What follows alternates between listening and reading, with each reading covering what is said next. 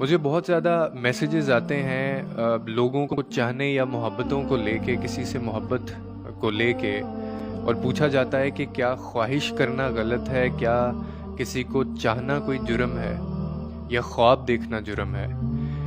देखें, ख्वाहिश करना गलत नहीं होता, ना ही ख्वाब देखना जुर्म होता है, और ना ही किसी की चाह करना ये गलत होता है, और ना ही ये कोई गुनाह होता है। ये इंसान की फितरत है कि जो चीज़ उसको भा जाती है, उसकी आंखों को भा जाती है ना, इंसान उसी के पीछे भागता है और उसी की सारी ज़िंदगी आरज़ू करता रहता है। और इसी चाह को, इसी आरज़ू को पूरा करने के लिए वो गलत और सही की पहचान भी भूल जाता है।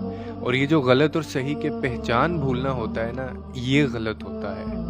ख्वाहिश करना गलत नहीं है, किसी को चाहना गलत नहीं है, ख्वाब देखना बुरा नहीं है, ना ये जुर्म है। लेकिन इन सब आरज़ुओं के पीछे इतना ज़्यादा भागना और सही और गलत का फ़र्क भी बिल्कुल ख़त्म कर देना, ये गलत होता है।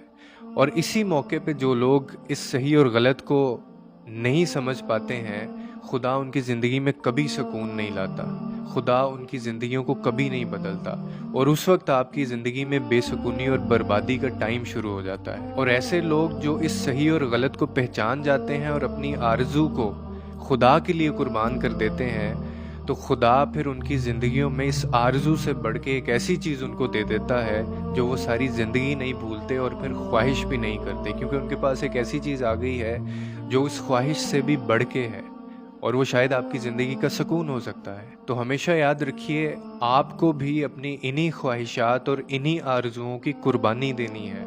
फिर देखिएगा आपकी ज़िंदगी में कितना सुकून आता है और कितना बदलाव आता है।